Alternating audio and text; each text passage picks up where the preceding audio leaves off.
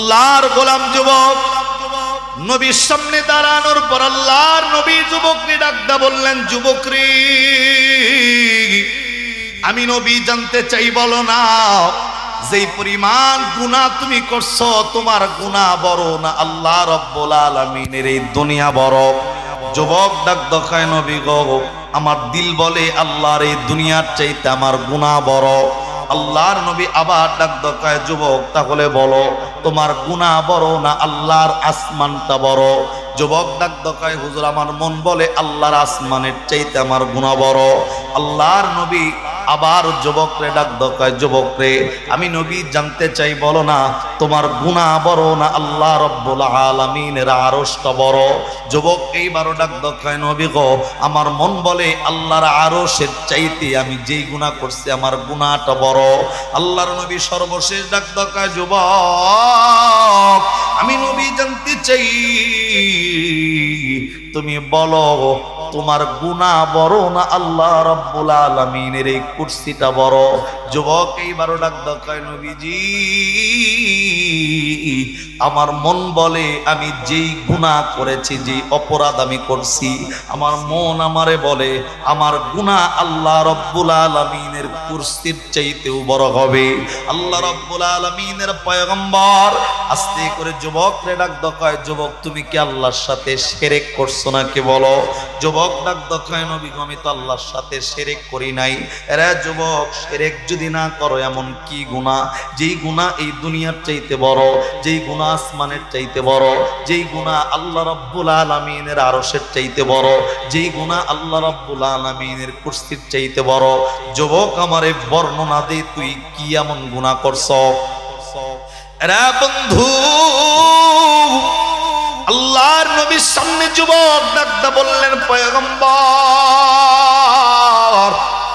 আমার গুনার বর্ণনা হইল। হুজুর আমি তো দুনিয়ার সাধারণ মানুষের মতো চলাচল নয়, হুজুর আমি তো চুরি করি, আমি একটা চোর, চুরি করে আমি আমার জীবন পরিচালনা করি। আল্লাহর নবী ডাকদা কয়, যুবক চুরি করলে তো আল্লাহর এই দুনিয়ার চাইতে বড় গুনাহ হয়ে যায় না?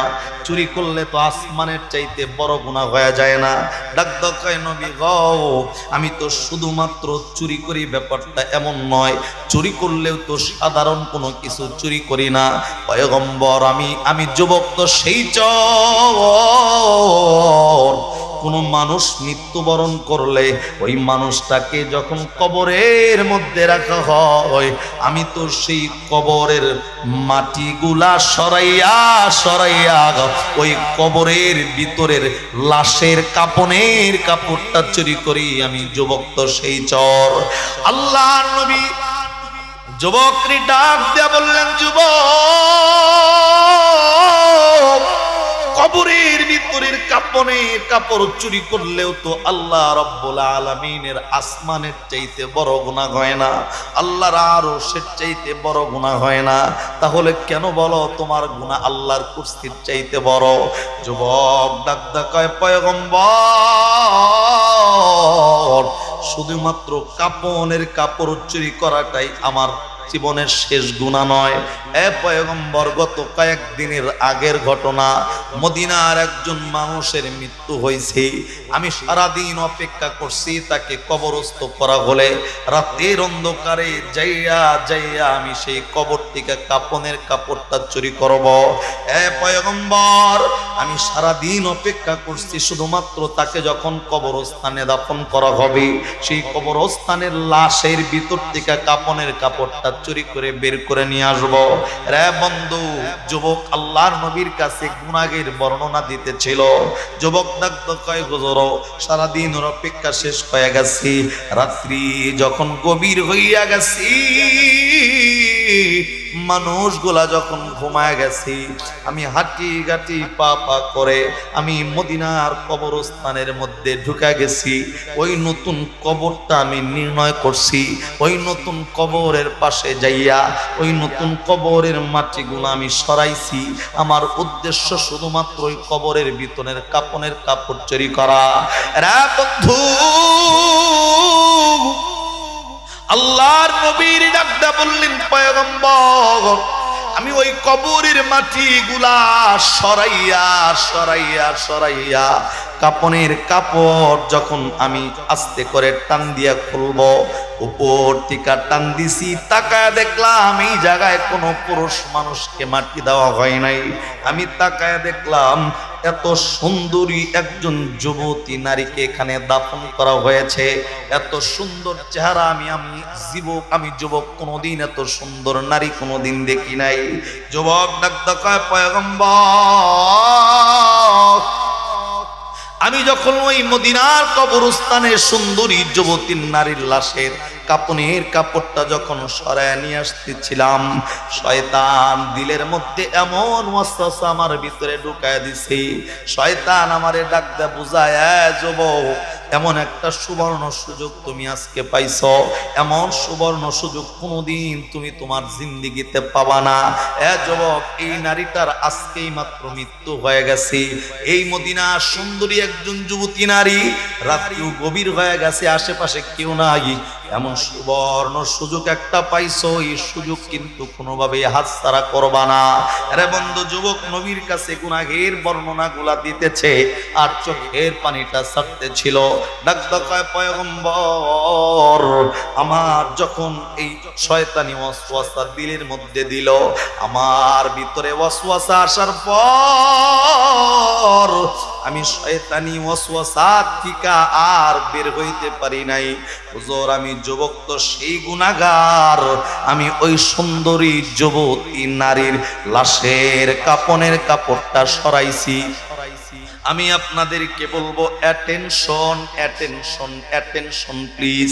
আরে বন্ধু, একবার নাউজুবিল্লাহ বলার জন্য প্রস্তুতি গ্রহণ করেন। আল্লাহর নবীর সামনে যুবক ডাক কয়, পয়গম্বর, আমি তো শুধুমাত্র কাপনের কাপড় চুরি কইরা বিদায় নেই নাই, শয়তানি ওয়াসওয়াসায় পইরা আমি যুবক তো ওই মদিনার কবরস্থানে ওই মৃত সুন্দরী যুবতী নারীর লগে জেনার কাজ করে ফেলছি। আওয়াজ করে বলেন নাউজুবিল্লাহ। রে বন্ধু, আল্লাহর নবী অবাক দৃষ্টি দিয়া যুবকের চেহারার দিকে তাকানো। যুবক এখনো পর্যন্ত গুনাহের বর্ণনা দেওয়া বন্ধ করে নাই। আল্লাহর নবীর সামনে যুবক এখনো বর্ণনা দিতেছিল। ডাক কয়, নবীজি, শুধুমাত্র কাপনের কাপড়টা নিয়ে শেষ করে নেই, তার লগে আমি জেনা করছি। কাপনের কাপড়টা রাইখা আসি নাই। কাপনের কাপড়টা যখন নিয়ে আমি যখন রাস্তা হাঁটতেছিলাম, বাড়ির দিকে রওনা দিছি, পিছন দিক থেকে কে যেন মহিলা কণ্ঠের আওয়াজে আমারে ডাক দিল, রে নাফরমান যুবক, কি করলি তুই? দিলের মধ্যে কি আল্লাহ রব্বুল আলামিনের জাহান্নামের আগুনের ভয় নাই? রা বন্ধু, যুবক আল্লাহর নবীর ডাক কয়, পয়গম্বর, কে যেন পিছন দিক থেকে আমারে ডাক দিছে, রে যুবক, কি করলি তুই? দিলের মধ্যে কি আল্লাহ রব্বুল আলামিনের জাহান্নামের আগুনের ভয় নাই? আল্লাহর কাঠগড়ায় দাঁড়ানোর ভয় কি তোর দিলের মধ্যে নাই? আল্লাহর সামনে দাঁড়ানোর ভয় কি তোর দিলের মধ্যে নাই?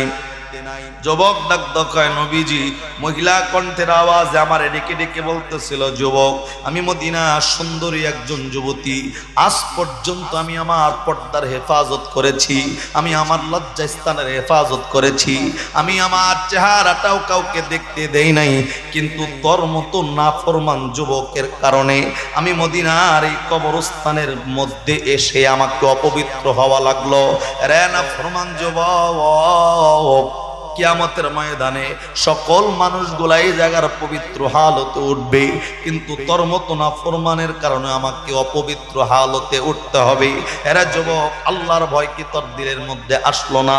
জাহান্নামের ভয় কি তোর দিলের মধ্যে আসলো না? এরা বন্ধু, যুবকরা যখন কথাগুলা পিছন দিক থেকে বলতেছিল, যুবক এই কথাগুলা শোনা মাত্রই আল্লাহর নবীর বর্ণনা শুনাইতেছেন পয়গম্বর। কথাগুলা যখনই আমারে বলছে, আমার দিলের মধ্যে শুধুমাত্র এই কথাগুলাই বাজে, আমার দিল তারপর থেকে আমারে বারবার করে বলে আমি যেই অপরাধটা করছি এই অপরাধের মাপ আল্লাহ রব্বুল আলামিন আমাকে করবে কিনা, এই অপরাধের গুনার মাপ কি আল্লাহর পক্ষ থেকে আমি পাবো কিনা। রে বন্ধু, আল্লাহর পয়গম্বর এখনো জায়গায় দাঁড়ানো, যুবকরে এখনো কিছু বলে নাই। যুবক সম্পূর্ণ গুনার বর্ণনা শেষ করার পরে আল্লাহর নবী যুবকরে ডাক দকায়, যুবক সত্যি কি তুই এই গুনাহ করছো নাকি? যুবক ডাক দকায়, নবী আমি তো সত্যি এই গুনাহ করছি। আল্লাহর নবী ডাক দকায়, যুবক তুই যদি এই গুনাহ করে থাকস আমি নবী তোরে জানায়া দিতেছি, আমি নবীর সামনে একটা মুহূর্ত দাঁড়ায় থাকবি না, তোর মতো না ফরমান এই মুহূর্তে আমি নবীর সামনে থেকে বের হয়ে চলে যা। আওয়াজ করে পড়েন না নাউযুবিল্লাহ। রে বন্ধু, আল্লাহর নবী যখন ডাক দেয়া বলছেন যুবক এই মুহূর্তে আমি নবীর সামনে থেকে বের হয়ে চলে যা, নবী কথাটা বলতে দেরি যুবক আকাশের দিকে তাকাইয়া চিৎকার দিয়ে আল্লাহরে ডাক দেখায়, আল্লাহ আমি ভাবছিলাম, আল্লাহ আমি ভাবছিলাম আবু বকর আমার গুনার কথা জানলে আমারে তাড়ায়া দিব, ওমর আমার গুনার কথা জানলে আমারে তাড়ায়া দিব, ওসমান আমার গুনার কথা জানলে আমারে তাড়ায়া দিব, কিন্তু আমার আশা ছিল পয়গম্বর যদি আমার গুনার কথা জানে অন্তত পয়গম্বর আমারে তাড়ায়া দিব না। আকাশের দিকে তাকাইয়া রে বন্ধু চিৎকার করে করে আল্লাহরে ডাকতেছেন আর দৌড়াইতেছেন। নবী যখন বলছে আমার সামনে থেকে চলে যা, যুবকটা আকাশের দিকে তাকাইয়া আল্লাহরে ডাকে আর দৌড়ায়া ডাক দেয়া বলতেছেন, আল্লাহ নবী আমারে যখন তাড়ায়া দিছে আমার দিল এখন আমারে বলে আসমানের নিচে জমিনের উপরে আমার চাইতে বড় গুনাহগার আর দুনিয়ার জমিনে কেউ নাই। আল্লাহরে ডেকে ডেকে ডাক দেয়া বলতেছেন, আল্লাহ আল্লাহ আবু বকর আমারে তাড়াইলো, ওসমান আলী সাহাবায়ে কেরাম মদিনার মানুষ আমারে ঘৃণা করলো, তোমার পয়গম্বর পর্যন্ত যেহেতু আমারে তাড়ায়া দিছে, আল্লাহ তুমি যদি তোমার বান্দা হিসাবে আমারে তাড়ায়া দাও এই পৃথিবী ছাড়া দুনিয়াতে আর কোনো পৃথিবী নাই যেই পৃথিবীতে আমি যাব, আল্লাহ তুমি যদি আমারে তাড়ায়া দাও তুমি মালিক ছাড়া, তুমি ইলাহ ছাড়া আর কোনো মালিক আমার নাই, তুমি আল্লাহ ছাড়া দ্বিতীয় কোনো আল্লাহ আমার নাই, আল্লাহ তুমি যদি আমারে তাড়ায়া দাও যাওয়ার মতো আমার কোনো জায়গা নাই। এই বান্দা শুধু দৌড়ায় আর আল্লাহর কাছে চিৎকার করে আল্লাহরে ডাকে। রে বন্ধু যুবকটা দৌড়াইতেছে দৌড়াইতেছে দৌড়াইয়া পাহাড়ের ভিতরে চলে গেছে। রে বন্ধু এই কপালটা জমিনের সেজদায় লাগায়া আল্লাহরে ডাকে, আল্লাহ শেষ ভরসা পয়গম্বর যেহেতু আমারে তাড়ায়া দিছে, আল্লাহ তুমি যদি আমারে মাফ না করো, তুমি যদি আমারে তাড়ায়া দাও আমি কার কাছে যাব। রে বন্ধু এই বান্দা আল্লাহরে ডাক দেখায়, আল্লাহ তুমি যদি আমারে মাফ না করো আমার তো আর কোনো যাওয়ার জায়গা নাই। বান্দা নাসর বান্দার মতো আল্লাহর কাছে যখন নিজের অপরাধের কথা স্বীকার করে করে আল্লাহর কাছে যখন চোখের পানিটা ছেড়ে দিয়া কান্না করতেছিল, বান্দা একদিন দুই দিন কান্দে নাই, এই বান্দা পাহাড়ের গুহায় বসে না খাইয়া 40টা দিন শুধুমাত্র বান্দা গুনাহের কারণে কান্নাই করছে, চোখের পানি ফেলছে। আরে বন্ধু এই তওবাটা আপনার আমার মতো তওবা ছিল না, তওবাটা ছিল কলিজা দিয়া মালিকের কাছে তওবা, তওবাটা ছিল অরিজিনালি জাহান্নামের আগুন থেকে বাঁচানোর তওবা। আল্লাহ রাব্বুল আলামিন তো জানাইছেন, ইয়া আইয়ুহাল্লাযীনা আমানু তুবু ইলাল্লাহি তাওবাতান নাসুহা আসা রাব্বুকুম আন ইউকাফফিরা আনকুম সাইয়্যাতিকুম ওয়া ইউদখিলাকুম জান্নাতিন তাজরি মিন তাহতিহাল আনহার। এরে বন্ধু মাফ করে দেওয়ার প্রতিশ্রুতির অন্য আয়াত তো আল্লাহ নাজিল করছে। এরে বন্ধু বান্দা যখন মালিকের কাছে একাধারে 40টা দিন যখন বান্দা না খাইয়া সিজদায় পড়ে নিজের নিজের গুনাহের কথা স্বীকার করে করে আল্লাহর কাছে যখন প্রতিনিয়ত আল্লাহর কাছে কান্না করছে, 40 দিন পর আল্লাহ আসমান থেকে জিবরাইল নবীর কাছে পাঠাইয়া দিছে। জিবরাইল আইসা আল্লাহর পয়গম্বরের কাছে 2টা প্রশ্ন জিজ্ঞাসা করছে মালিকের পক্ষ থেকে। রে বন্ধু, জিবরাইল আইসা পয়গম্বরকে ডাক কয় নবীজি, আল্লাহ আপনারে 2টা প্রশ্ন জিজ্ঞাসা করছে। জিবরাইল ডাক কয় নবী গো, আপনি বলেন না আল্লাহর পক্ষ থেকে আপনার জন্য প্রশ্ন। এ নবী আপনি বলেন, এই तमाम বিশ্বের সকল মানুষের হেদায়েতের মালিক কে? এরে বন্ধু, আল্লাহর নামে জবান বন্ধ নয়, আওয়াজ করে বলেন तमाम বিশ্বের সকল মানুষের হেদায়েতের মালিকের নাম কি? আসসালামু আলাইকুম ওয়া রাহমাতুল্লাহি ওয়া বারাকাতুহু। আলহামদুলিল্লাহ আলহামদুলিল্লাহি রাব্বিল আলামিন।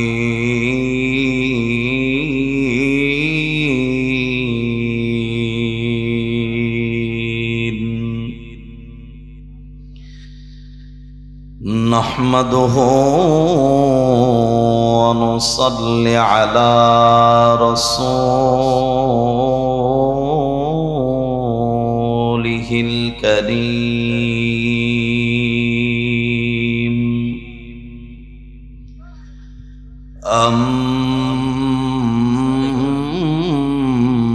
أما بعد فأعوذ بالله من الشيطان الرجيم.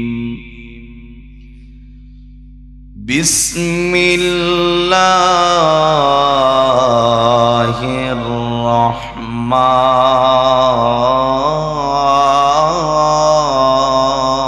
الرحيم.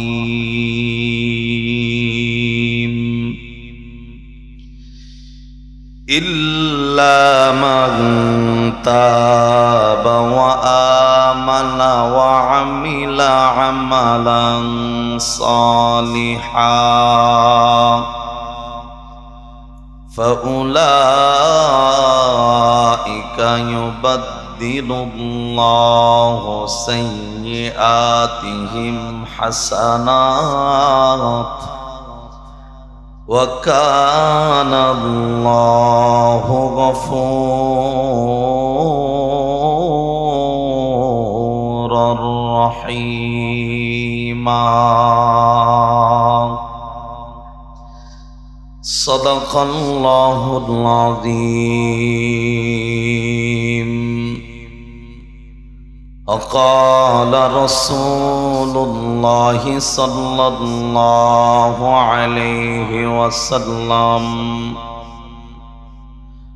من أحب سنتي فقد أحبني ومن أحبني كان معي في الجنة أو كما قال عليه الصلاة والسلام.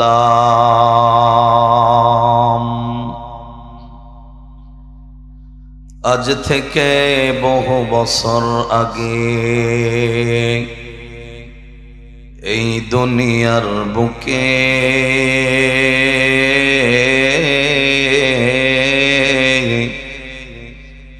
ইসলাম নাম ছিল না কোথাও কোনো মানুষের মুখে। মন্দিরে সদা বাজিত ঘণ্টা ছিল না আজান ধ্বনি।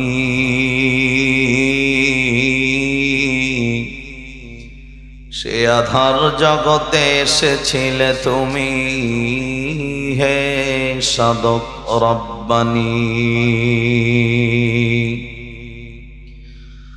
মানুষের মাঝে মানুষ রূপে জন্ম নিয়া মানুষের মন করিলা জয়।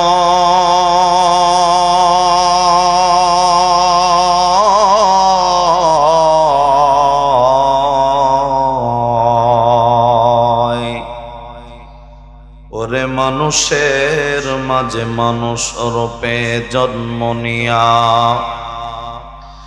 মানুষের মন করিলা জয়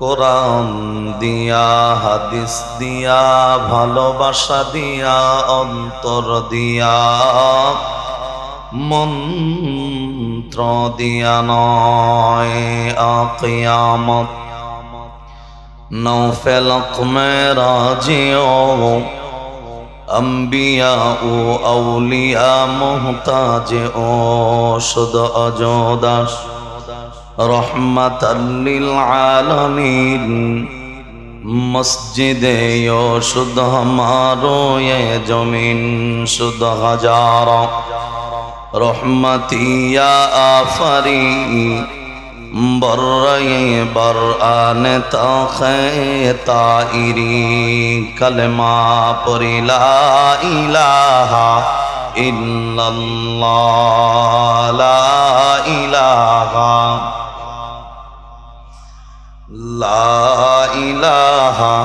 इल्लल्लाह ला इलाहा इल्लल्लाह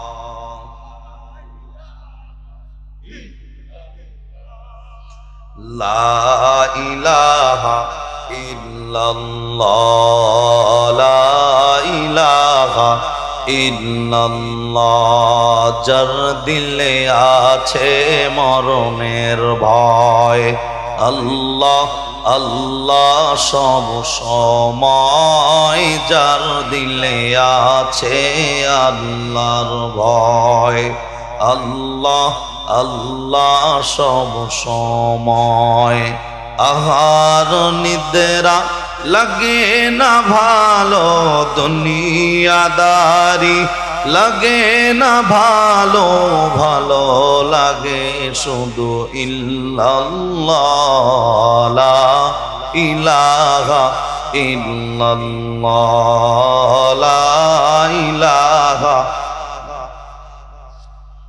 লা ইলাহা ইল্লাল্লাহ মুহাম্মাদুর রাসূলুল্লাহ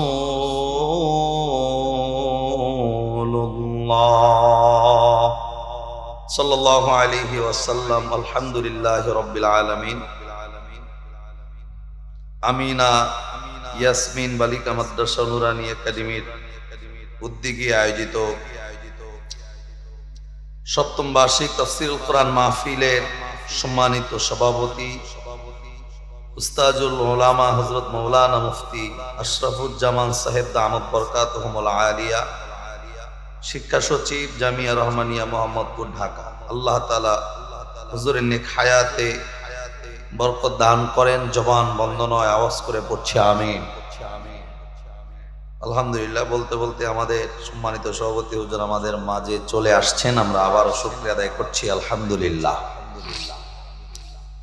আজকে মাহফিলের সম্মানিত প্রধান অতিথি মির্জাপুরবাসীর পরীক্ষিত জননেতা জনাব আবুল কালাম আজাদ সিদ্দিকী সাবেক সংসদ সদস্য শিশু বিষয়ক সম্পাদক জাতীয় নির্বাহী কমিটি বিএনপি সাবেক সভাপতি উপজেলা বিএনপি মির্জাপুর উদ্বোধক জনাব মোহাম্মদ আব্দুর রাজ্জাক খান রানা এবং আজকে মাহফিলের সম্মানিত প্রধান বক্তা আমার এখানে একটা কথা ছোট করে আপনারা কি জানেন যে কোরআনের উপরে হাদিসের কিতাব রাখাও জায়েজ নাই কোরআনের উপরে হাদিসের কিতাব রাখাও জায়েজ তো মূলত সভাপতি হুজুরের নামটা উপরে আসবে তারপরে কোরআন থেকে যারা বয়ান করবে তাদের নাম তারপরে আসবে অতিথিদের নাম আপনারা উপরে দিয়ে রাখছেন যারা কোরআন থেকে তাফসীর করবে তাদের নাম নিচে কেন মূল কথা হচ্ছে এখানে আপনি অতিথিদের নাম দেন তাতে সমস্যা নাই কিন্তু বক্তাদের মর্যাদার জায়গায় রাখেন এই বিষয়টা সংশোধন করবেন আগামী থেকে ইনশাআল্লাহ কারণ যাদের যে স্থান সেই স্থানের জায়গায় তাদেরকে দিতে হবে আজকে মাহফিলের সম্মানিত প্রধান বক্তা বিশিষ্ট আলেমে দ্বীন মুফতি ইব্রাহিম খলিল বিক্রমপুরী সাহেব দামাত বরকাতুহুমুল আলিয়া খতিব বাইতুর রহমান ছাপড়া জামে মসজিদ, শনি রাখরা ডাক। আল্লাহ তাআলা ভাইজানের নেক হায়াতে বরকত দান করেন, আবারও পড়ছি আল্লাহুম্মা আমিন।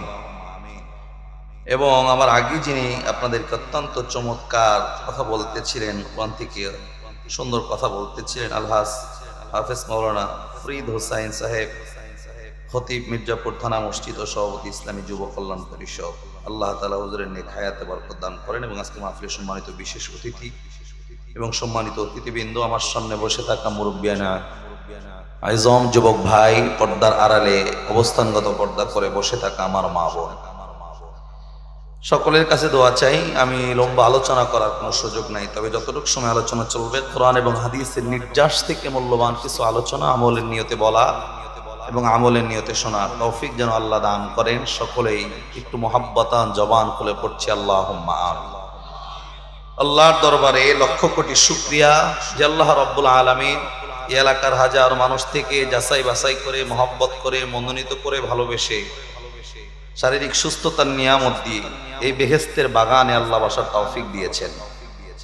মালিকের দরবারে দিল থেকে একবার শুকরিয়া আদায় করেন আলহামদুলিল্লাহ। সুস্থ আছেন, এটা কার নিয়ামত? সবাই বলেন। গতকালকে আমার মাহফিল ছিল সিরাজগঞ্জে।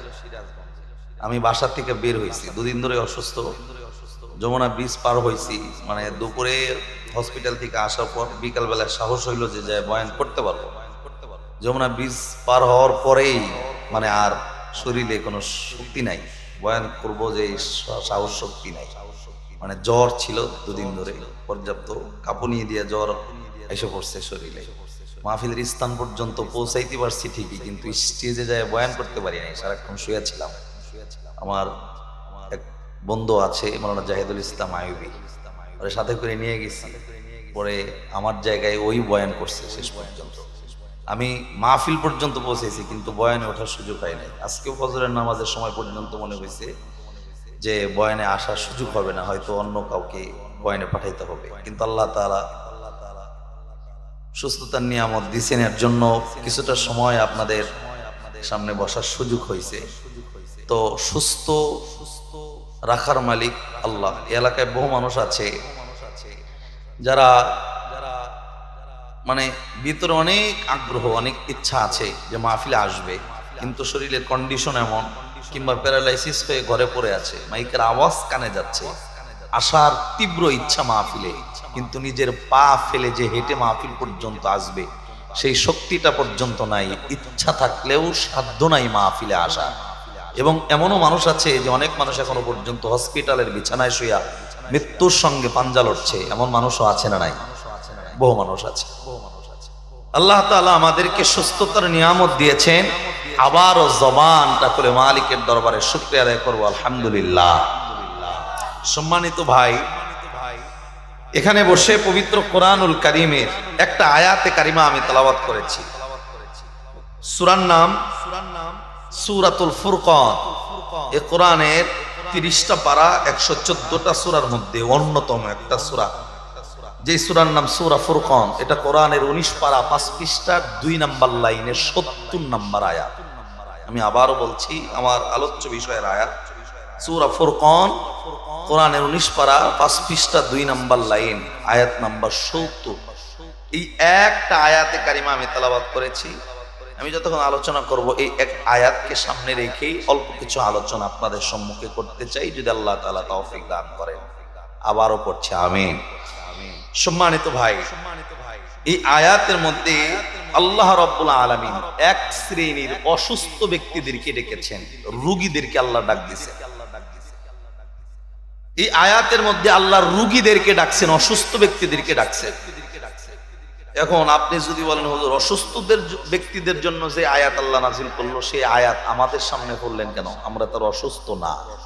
অসুস্থ থাকলে তো বাড়িতেই থাকতাম, অসুস্থ থাকলে তো হসপিটালেই থাকতাম, সুস্থ দেখেই তো মাহফিলে আসছি। কিন্তু আপনারা নিজেরা নিজেকে অসুস্থ মনে করছেন না বাহ্যিক দৃষ্টি দিয়া, কিন্তু এই আয়াতের দিকে আমি তাকায় দেখলাম এই অসুস্থ মানে এই রোগের রোগী এখানে যারা আছেন তারা সবাই। এখন যদি বলেন হুজুর আপনি ডাক্তারি পড়ছেন কোন জায়গায়, যে চেহারা দেখেই রোগ ধরে ফেললেন, ডাক্তার পরীক্ষা নিরীক্ষা ছাড়াই তো রোগ ধরে পারে না, আর মাগার আপনি চেহারা দেখে রোগ ধরে ফেলছেন, কারণ কি? যদিও আমি ডাক্তারি পড়ি নাই, তাছাড়া আমি দুই লাইনে পড়াশোনা করতে পারি। একটা হচ্ছে ডক্টরেট, আর একটা হচ্ছে LLB, ওকালতি আর ডাক্তার। এই দুই পড়াশোনা ছাড়া আলহামদুলিল্লাহ মোটামুটি পড়াশোনার যত সাইড আছে আল্লাহ তাআলা সব পড়ার তৌফিক দিয়েছেন আমাকে। তবে ডক্টরেট পড়তে না পারলেও এই আয়াতের মধ্যে আল্লাহ যে অসুস্থ ব্যক্তিদেরকে ডেকেছেন, এই আয়াতের দিকে তাকাইলে এখানে শুধু আপনারা অসুস্থ না, এই আয়াতের রোগী আমি নিজেও। তবে আপনাদের জন্য একটা খুশ খবর আছে, মানে যেই রোগ আপনার আমার হয়েছে আল্লাহ তাআলা এই আয়াতের ভিতরে আবার ডাক দিয়ে বলে দিয়েছেন, বান্দা এই রোগ থেকে মুক্তির জন্য তোমার 1 টাকার ঔষধ কিনা খাওয়ার প্রয়োজন নাই। এই রোগ থেকে মুক্তির জন্য কোনো হসপিটালে ভর্তি হওয়ার প্রয়োজন নাই। এই রোগ থেকে মুক্তির জন্য 1 টাকার নাপা কেনারও প্রয়োজন নাই। আমি আল্লাহ এই কোরআনের আয়াতের মধ্যে তোমার ঔষধের ব্যবস্থা করে দিয়েছি। বান্দা যদি মেনে নাও, আমি আল্লাহ রাব্বুল আলামিন বিনা চিকিৎসায় বিনা পয়সায় এই রোগ থেকে মুক্তির ব্যবস্থা করে দিব। একবার আওয়াজ করে সুবহানাল্লাহ। এখন যদি বলেন হুজুর এই রোগের রোগী যদি সবাই হয়, এই রোগের কি নাম? আমি রোগের নাম বলে দেই। যদি এই রোগের রোগী আপনারা হন তাহলে উত্তর দিবেন, আর যদি রোগ না থাকে তাহলে কবেন যে হুজুর এই রোগ আমার নাই। তবে এই রোগের রোগী শুধুমাত্র বাচ্চারা ব্যতীত, বাচ্চারা এই রোগের রোগী এখনো হয় নাই। আল্লাহ তাআলা এই আয়াতে যে সমস্ত রোগীদেরকে ডেকেছেন, আল্লাহ বলেন যে নিজের নফসের উপর জুলুম করছে যারা, শয়তানের ধোকায় পড়ে গুনাহ করছে যারা। এখন এখানে যারা বসে আছেন, আমি যদি জিজ্ঞাসা করি ভাই কেউ কি এমন আছেন যে হুজুর আমি আমার জিন্দিগিতে একটাও গুনাহ করি নাই? গুনাহ ছাড়া কোনো মানুষ আছে? যারা কথা কন না মনে ফেরেশতা বই রইছে, কথা কন না কেলা, গুনাহ আসেনি? আর জোরে কন গুনাহ আছে? নিজেকে ছোট মনে করবেন, বড় নয়। কেননা নিজেকে যত ছোট মনে করবেন আপনারে তত বড় বানায় দিবে কে? আকাশ থেকে দেখবেন যখন বৃষ্টি নামে, এই বৃষ্টির পানি নিচে পড়লে উঁচা জায়গায় কিন্তু পানি জমে না, মাটির নিচা যেখানে পানি জমে সেইখানে। এর জন্য নিজেকে যে যত ছোট মনে করবে মালিকের দরবারে আল্লাহ ওই বান্দারে আরো তত বড় বানায় দেবে। আল্লাহ এই আয়াত গুনাহগারদের জন্য নাজিল করছে, তবে দুঃখের সংবাদ দিয়া আল্লাহ রাব্বুল আলামিন সুখের সংবাদ দিয়ে নাজিল করা। ডাকডকায় নিজের নফসের উপর জুলুম করছো যারা, শয়তানের ধোকায় পড়ে গুনাহ করছো যারা, এই আয়াত তাদের জন্য। আমি আপনাদের আরেকটু বলি, আল্লাহ এই আয়াতের মধ্যে শুধুমাত্র গুনাহ মাফ করে দেবে বিষয়টা এমন নয়। আল্লাহ রাব্বুল আলামিন বলেন, বান্দা জিন্দেগিতে যত গুনাহ করছো, গুনাহটা যদি আসমান বরাবর হয়, তোমার গুনাহ করে করে পুরা দুনিয়াটা গুনাহ দিয়া ভরায় ফেলছো। আল্লাহ ডাক এই আয়াতে আমি আল্লাহ এই মেসেজটা দিয়ে দিলাম, কোন বান্দা গুনার কথা স্মরণ করে আমি আল্লাহর কাছে যদি আত্মসমর্পণ করো, আমি আল্লাহর কাছে যদি মাপ চাও, আমি আল্লাহর একটা ওয়াদা আছে, আমি আল্লাহ তোমার तमाम জিন্দেগীর সব গুনাহ মাফ করে তোমাকে রহমতের কোলে তুলব। এখন বলেন তো, আসমান বরাবর গুনাহ আল্লাহর কাছে মাপ চাইলে মাফ করে দেওয়ার প্রতিশ্রুতি কোরআনে কে দিবেন? সূরার নাম বলে দেই, সূরার নাম সূরা ফুরকান, কোরআনের 19 পারা 5 পৃষ্ঠা 2 নাম্বার লাইন, আয়াত নাম্বার 70। এই যে গুনাহ মাফ চাইলে মাফ করে দিবে, এই প্রতিশ্রুতি আল্লাহ দিবেন। এই প্রতিশ্রুতি পায়া কি মনে হয়? দিলের ভিতরে একটু শান্তি লাগতেছে না? তার মানে কি মাফ করার মানে প্রতিশ্রুতি কে দিবেন? আরেকটু খুশ খবর দেই আপনাদের, আল্লাহ এই আয়াতে আরো বলেন, এই এলাকার নাম কি? বংশাই, বংশাই মির্জাপুরের মানুষ। আপনি আসমান বরাবর গুনাহ নিয়ে আল্লাহর কাছে মাপ চাইলে আল্লাহ গুনাহ মাফ করে দেওয়ার প্রতিশ্রুতি দিছি। ব্যাপারটা এখানেই শেষ নয়। আল্লাহ রাব্বুল আলামিন এই আয়াতের মধ্যে আরো বলেন, মির্জাপুরের মানুষ যেই পরিমাণ গুনাহ নিয়ে আমি আল্লাহর কাছে মাপ চাইবা, আমি আল্লাহ তোমার একটা ওয়াদা দিয়া জানাইলাম, ওই গুনাহ মাপ চাইলে চাওয়াটা যদি চাওয়ার মতো হয়, আমি আল্লাহর দরবারে কবুল হয়ে গেলে শুধু তোমার গুনাহ মাফ হবে না, যেই পরিমাণ গুনাহ নিয়ে মাপ চাইছিলা আমি আল্লাহ গুনাহ মাফ করে ওই গুনাহগুলা নেকির দ্বারা পরিবর্তন করে আমি আল্লাহ তোমার আমলনামায় তুলে দেব। ব্যাপারটা কি বুঝাইতে পারছি? যেই পরিমাণ গুনাহ আপনি করছেন ওই গুনাহ নিয়ে মাপ চাইলে 1 নাম্বার ওয়াদা, গুনাহ মাফ করব কে? 2 নাম্বার পুরস্কার, আল্লাহ ডাক দরকার শুধু গুনাহ মাফ করব না, যেই পরিমাণ গুনাহ নিয়ে মাপ চাইছো ওই গুনাহ মাফ কইরা গুনার বদলতে আমি আল্লাহ নেকি তোমার আমলনামার মধ্যে তুলে দেব। সুবহানাল্লাহ। দেয়াময় মানে খুশি কম। সুবহানাল্লাহ কোন না? আল্লাহ দাও সুবহানাল্লাহ কে কয় না? তুমি আজকে সিনারাই হতারে সুবহানাল্লাহ। আবার কোন? আবার জোরে কোন? আবার কোন? দেয়াম মাইরে বই রইছেন কি লিগা? মানে গুনাহ মাফ হয়ে যাইবো একটু খুশি হইছে। 2 নম্বরে আল্লাহর ডাক দা কয় যে খালি গুনাহ মাফ হইব না, গুনাহ পরিমাণ নাকি তোমার আমলনামায় তুলে দেব। এরপরে যদি খুশি না হন, এর চাইতে খুশির আয়াতটা আমি কোন জায়গায় খুঁজে পাইতেছি না। আল্লাহু আকবার কোন না? এই যে আমার পাশে ভাই বই রইছে, আমি ভাইয়ের কাছে আগে মাপ চাইনি। ছোট্ট একটা উদাহরণ দেই। মনে করেন আমার এই ভাই, ভালো করে বোঝেন, হুজুর মানুষ, সারা জিন্দেগি মিলা মনে করেন 2000 গুনাহ করছে। জোরে কোন কয় হাজার? বুঝবেন, উত্তর আপনারা দিবেন। 2000 গুনাহ করছে আমার এই ভাই। আল্লাহ রাব্বুল আলামিন এই বান্দারে ডাক দেয়, বান্দা তুমি তো 2000 গুনাহ করছো, আমি আল্লাহর কাছে মাপ চাও। আমি আল্লাহ আয়াতে ওয়াদা দিলাম তোমার 2000 গুনাহ 1 নম্বরে মাফ হইব, 2 নম্বরে তুমি যে 2000 গুনাহ কইরা মাপ চাইছিলা আমি আল্লাহ তোমারে মাফ কইরা ওই গুনার বদলতে তোমার আমলনামায় আমি আল্লাহ সমপরিমাণ নেকি ঢুকায় দিব। তাহলে বুঝলে বলেন ভাই গুনাহ করছিল কয় হাজার, মাপ চাওয়ার কারণে মাফ করছে কেডায়? তাহলে গুনাহ পরিমাণ নেকি যদি আমলনামায় আল্লাহ সাথে সাথে ঢুকায় দেয়, নেকি কয় হাজার ঢুকবে? 2000 ঢুকবে। এখন মূল কথা হইল, এখন ভাই নয় আলেম মানুষের জন্য 2000 গুনাহ করছে, কিন্তু এই মাহফিলে তো এমনও বান্দা আছে যেই বান্দা গুনাহ করছে মিলিয়ন, ট্রিলিয়ন, বিলিয়ন। কথা ঠিক না? এমনও বান্দা আছে যেই বান্দা মানে মিলিয়ন মিলিয়ন গুনার মালিক। আল্লাহ কিন্তু বলে না খালি 2000 গুনাহ কইরা মাপ চাইলে মাফ করবে, ব্যাপারটা কিন্তু এখানে শেষ নয়। আল্লাহ ডাক দকায় যার গুনাহ যত বড় আমি আল্লাহর পক্ষ থেকে পুরস্কারটাও তত বড়।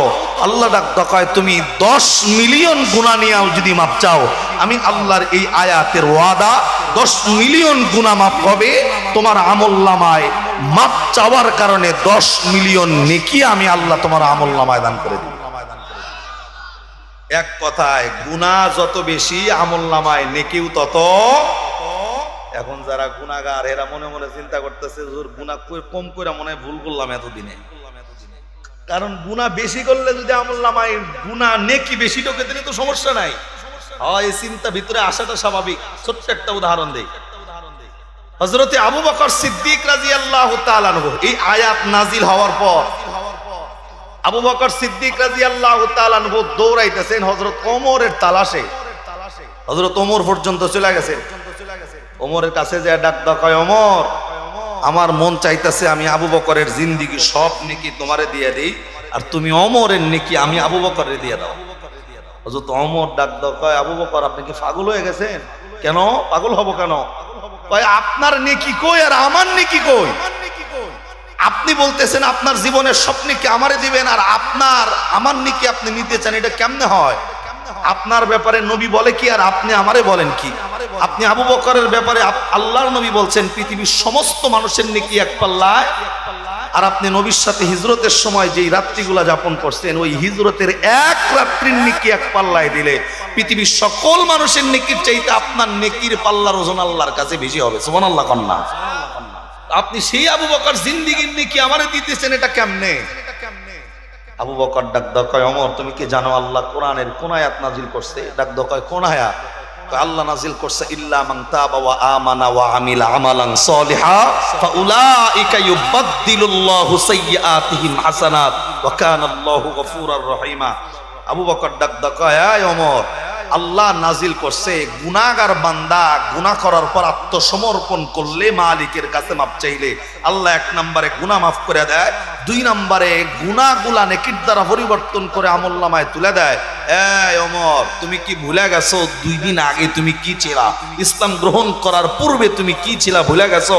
এমন কোনো কাজ নাই যেই গুনার কাজটা তুমি করো নাই। শুধু তাই নয়, লাশ পর্যায়ে নবীর মাথাটা কাটার জন্য তরবারি নিয়ে কিন্তু রাস্তা দিয়ে ঘুরছো, ভুলে গেছো? ডাক দাও, কয় ভুলি নাই।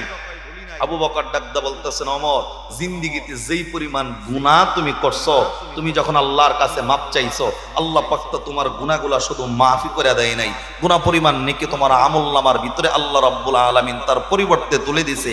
এর জন্য আমি আবু বকরের লোভ হইতেছে, তোমার গুনাহ পরিমাণ নেকি আমলনামার মধ্যে যদি আল্লাহ তুলে দিয়ে থাকে, তাহলে কি পরিমাণ নেকি আল্লাহ তোমার আমলনামায় তুলেছে। তার মানে গুনাহগার যত বড়, পুরস্কারটাও তত বড়। দান করবে কে? তাহলে আবারও বলেন, আপনার আমার জিন্দেগিতে গুনাহ আছে না নাই? গুনাহ যদি থাকে, মাপ চাইলে গুনাহ মাফ করে দেওয়ার প্রতিশ্রুতি দিবেন কে? গুনাহ পরিমাণ নেকি আমলনামায় উঠায় দেওয়ার প্রতিশ্রুতি দিবেন কে? তবে বান্দা কোন তরিকায় মাপ চাইলে, কোন স্টাইলে মাপ চাইলে আল্লাহ গুনাহ মাফ কইরা গুনাহ পরিমাণ নেকি আমলনামায় তুলে দিবে, এই ব্যাপার নিয়ে একটু আলোচনা, এবার একটু মনোযোগ দিতে হবে ইনশাআল্লাহ। আমার ভাইরা, আমার বন্ধুগণ, আজ থেকে ১,৫০০ বছর আগে আল্লাহ রাব্বুল আলামিন এই পবিত্র কোরআনুল কারীম নাযিল করে দিয়া, এই পবিত্র কোরআনে আল্লাহ ৩০টা পারা, ১১৪টা সূরা আল্লাহ রাব্বুল আলামিন নাযিল করে। এই কোরআনের অন্যতম একটা সূরা, যেই সূরার নাম হইল সূরাতুল ফুরকান। এটা কোরআনের ১৯ নাম্বার পারার ৫ নাম্বার পৃষ্ঠার ২ নাম্বার লাইনের ৭০ নাম্বার আয়াত। আজ থেকে ১,৫০০ বছর আগে আল্লাহ রাব্বুল আলামিন নাজিল করে আল্লাহ মানুষদেরকে জানায় দিলেন, আল্লাহ মানুষদেরকে শোনায় দিলেন। আল্লাহ ডাক দিয়া বললেন, ইল্লা মান তাবা ওয়া আমানা ওয়া আমিলা আমালান সালিহান ফাউলাইকা ইউবাদদিলুল্লাহু সাইয়্যাতিহিম হাসানাত ওয়া কানাল্লাহু গফুরার রহিম।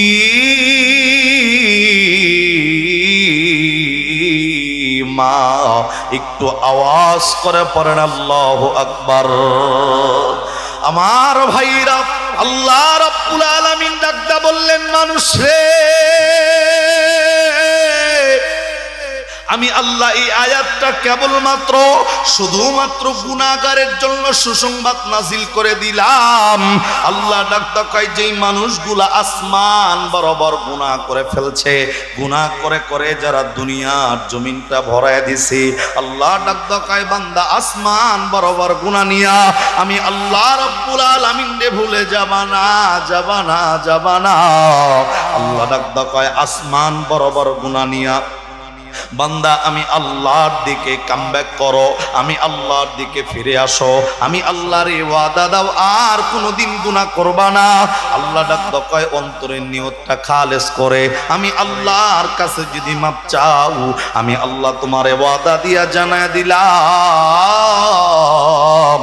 আসমান বরাবর গুনাহ নিয়ে আমি আল্লাহর কাছে মাপ চাইলে আমি আল্লাহ তোমার গুনাহগুলা মাফ করে তোমাকে রহমতের কোলে তুলে নিব। আওয়াজ করে বলেন সুবহানাল্লাহ। আপনারা খালি শোনার লিগা মাহফিলে বইছেন না, অরিজিনালি মাহফিলে বইছেন?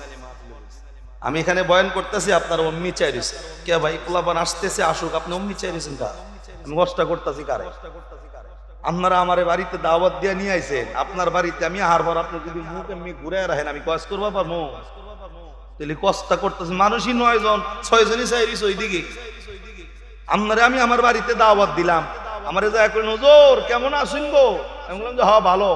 এই কথা কই আমি আপনি কতক্ষণ আমার বাড়িতে থাকবার পারবেন? পারবেন? তুমি তো অন্য চাইছো, তোমার বাড়িতে থাকার টাইম আছে নি আমার? ভাই, আমি বক্তার মর্যাদা নাই, স্টেজে যারা আছে তাদের মর্যাদা আছে না? এদের চেহারার দিকে তাকাইলে সগীরা গুনাহ মাফ করবো কে? আপনি কমই চেয়েছেন। ভাই আমি বক্তা ছোড়ো, কিন্তু মাহফিলের পরিবেশ ঠিক না হইলে বয়ান করার পারি না। আপনারা যতক্ষণ পর্যন্ত 100% মনোযোগ না, এরে ভাই আমার চান না, আপনি যতক্ষণ পর্যন্ত 100% মনোযোগ না দিবেন আমি বয়ানও করতে পারবো না, এই বয়ানের কোনো তাসিরই হইব না বয়ান।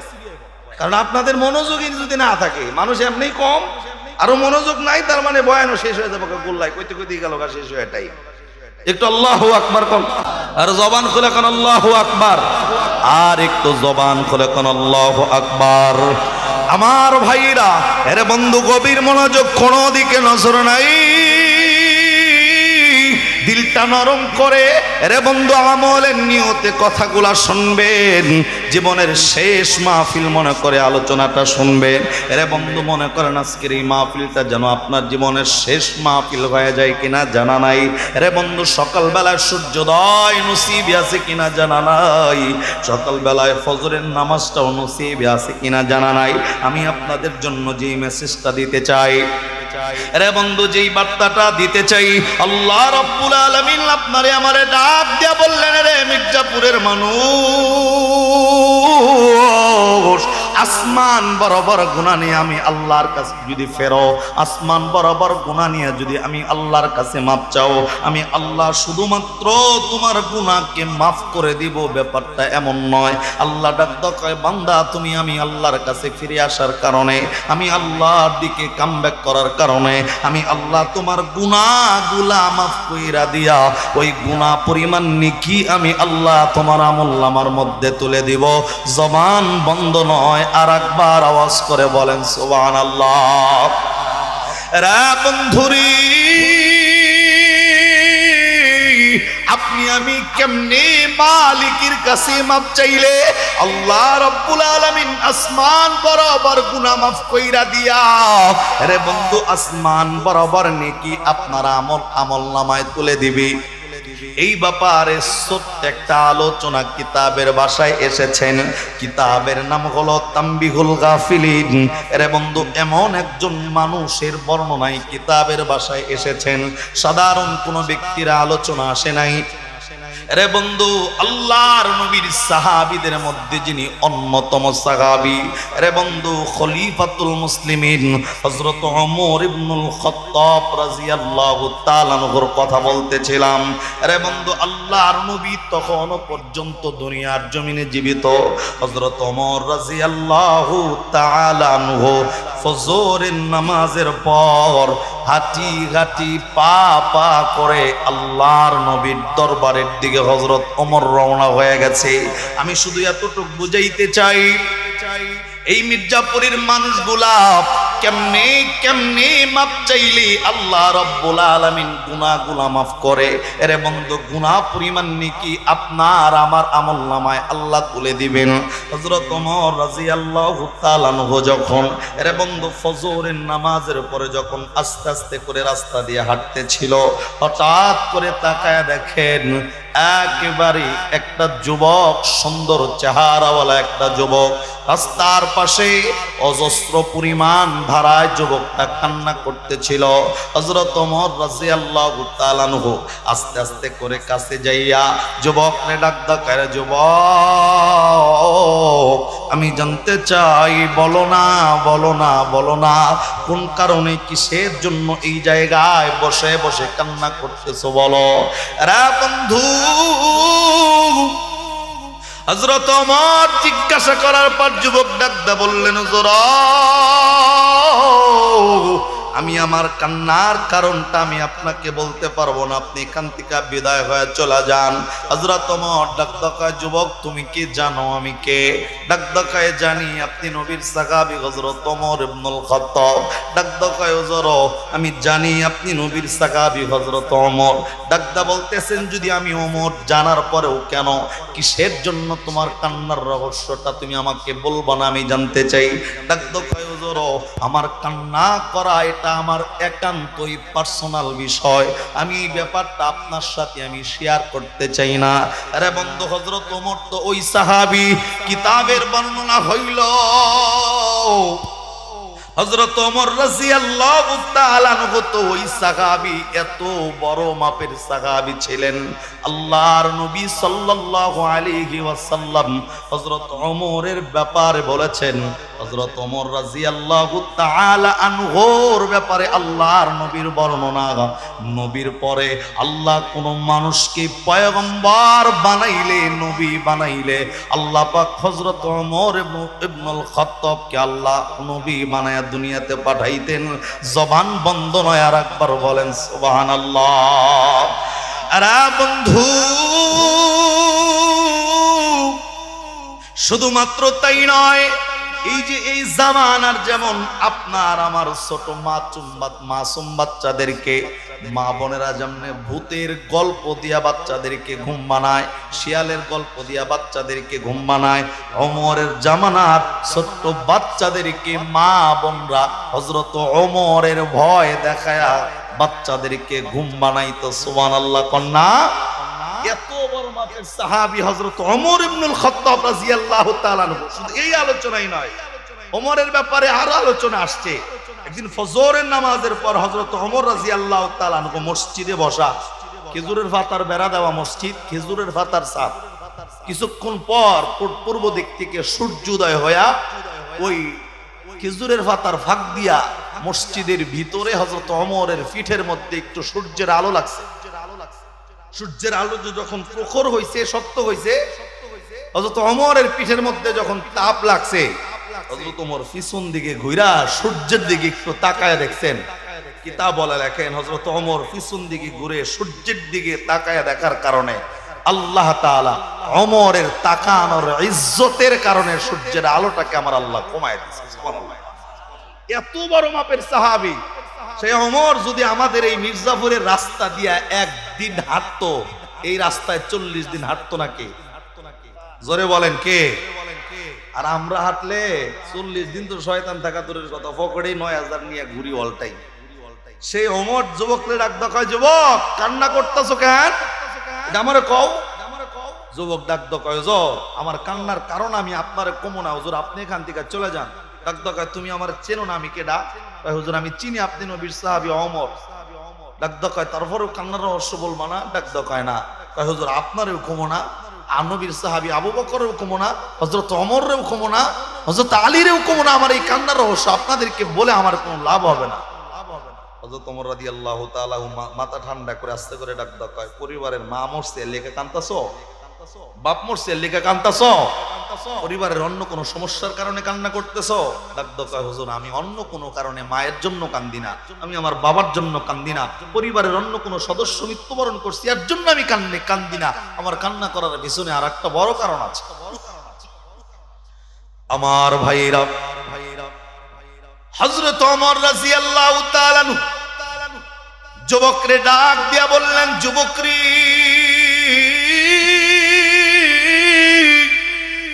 আমি ওমর জানতে চাই যুবক কোন কারণে কান্দো? আমি তোমার স্পষ্ট করে জানায় দেই, ততক্ষণ পর্যন্ত আমি ওমর এই জায়গা থেকে যাব না যতক্ষণ পর্যন্ত আমি ওমর তুমি যুবকের কান্নার রহস্যটা না জানবো। এ যুবক, তোর মায়ের জন্য তুমি যদি না কান্দো, তোমার বাবার জন্য তুমি যদি না কান্না করো, পরিবারের অন্য কোনো অশান্তির কারণে যদি কান্না না করো, তাহলে রাস্তার পাশে হাউমাউ করে কান্না করার পিছনের কি কারণ বলো?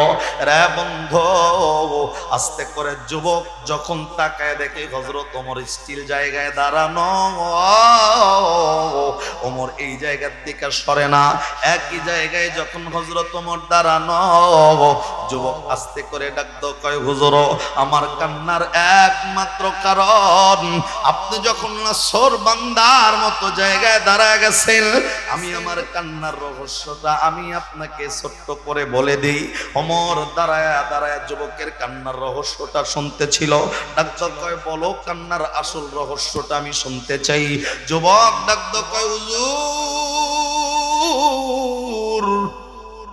আমি ওমর, আমি যুবকের কান্নার একমাত্র কারণ হইল, হুজুর আমি তো অনেক বড় একজন গুনাহগার, আমি তো গুনাহে জর্জরিত একজন মানুষ, আমি তো আসমানের নিচে জমিনের উপরে আমার চাইতে বড় গুনাহগার আর দুনিয়ার জমিনে কেউ নাই। আমার দিল বলে এই পৃথিবীর জমিনে সবচাইতে বড় গুনাহগার হইলাম আমি। এ হুজুর আমার কান্না করার একমাত্র কারণ হইল ওই মালিকের জাহান্নামের আগুনের ভয়। আমি কান্না করতেছি দুনিয়াবি কোনো কারণে নয়, শুধুমাত্র আল্লাহর জাহান্নামের আগুনের ভয়ে কান্না করতেছি। জবান বন্ধ নয়, আওয়াজ করে কন্যা সুবহানাল্লাহ। রে বন্ধু, দুনিয়াতে কত মানুষ কত ভাবে কান্না কইরা চোখের পানি ঝরাইতেছে, কিন্তু ওই চোখটাই তো আল্লাহর কাছে সবচেয়ে দামি চোখ। যেই চোখটা মালিকের ভয়ে কান্না করে, যেই দুইটা চোখ আল্লাহর জাহান্নামের আগুনের ভয়ে চোখ দিয়া পানিগুলা ঝরায়। রে বন্ধু, হযরত ওমর তাকায় দেখেন যুবক যখন বলছে, হুজুর আমি তো আল্লাহর জাহান্নামের আগুনের ভয়ে কান্না করি। রে বন্ধু, যুবক কথাগুলা বলতেছিল আর কান্না যখন করতেছিল, হযরত ওমর এই যুবকের মুখে জাহান্নামের কথাটা শুনতে দেরি, জাহান্নাম শব্দটা শোনার সাথে সাথে হযরত ওমরের চোখ দিয়া গাল বায়া বায়া চোখের পানিগুলা পড়তে দেরি হয় নাই। আর একবার আওয়াজ করে সুবহানাল্লাহ। রে বন্ধুরে, যেই ওমরের সাথে নামের সাথে জান্নাতি তোকমা লাগানো আছে, ওমরের নাম নিলে বলতে হয় ওমর ফিল জান্নাহ, আবু বকরের নাম নিলে নিতে হয় আবু বকর ফিল জান্নাহ। অথচ ওমর জায়গায় দাঁড়ায় কান্না করতেছে অন্যজনের কান্না দেখা। আরে বন্ধু, আপনি জানেন না হযরত ওমর ইবনুল খাত্তাবের ব্যাপারে এমন আলোচনা আসছে, ওমর মাঝে মধ্যেই নিজের ঘাট নিজের এই গালটাকে জমিনের গাছের লগে ঘষত আর আফসোস করে করে আল্লাহরে বলতেন, আল্লাহ দুনিয়ার জমিনে কোন কারণে আমি ওমর রে মানুষ বানায়া দুনিয়াতে পাঠাইছো? আল্লাহ একটা যদি অন্য কোন যন্ত্র বানায় আমারে পাঠায়া দিতা, একটা কীট পতঙ্গ বানায়া যদি দুনিয়াতে ছাইরা দিতা, কিয়ামতের ময়দানে আমি ওমর তোমার কাঠ গড়ায় দাঁড়ায় হিসাব দেওয়া লাগতো না। রে বন্ধু, যে আবু বকরের ব্যাপারে এমন আলোচনা আসছে, পৃথিবীর সব মানুষের নেকি এক পাল্লায়, আর আবু বকরের এক রাত্রির নেকি এক পাল্লায় দিলে আবু বকরের এক রাত্রির নেকি আল্লাহর কাছে বেশি হবে। সেই আবু বকরও আল্লাহকে ডেকে ডেকে বলতেন, আল্লাহ আমি আবু বকরকে দুনিয়াতে কোন কারণে মানুষ কইরা দুনিয়াতে পাঠাইছো? আল্লাহ একটা গাছের পাতা কইরা যদি আমারে পাঠায়া দিতা, আল্লাহ ছাগল বকরি আমার পাতাগুলো আমারে খায়া ফেলতো, কিয়ামতের ময়দানে তোমার কাঠ করায় দাঁড়ায় তো আমার হিসাব দেওয়া লাগতো না। রে বন্ধু, জান্নাতি মানুষ সার্টিফিকেট দুনিয়াতে পাওয়ার পরেও তাদের চিন্তাধারা কেমন ছিল সেই কিয়ামতের ময়দানের হাসরের দিনের বিচারের, এ বন্ধু সেই চিন্তাটা কি পরিমাণ তাদের দিলের মধ্যে ছিল, আপনি আমি কয় দিন কয় সপ্তাহ কয় মাস কয় বছর এরে বন্ধু মালিকের জাহান্নামের আগুনের ভয়ে কাঁদছি।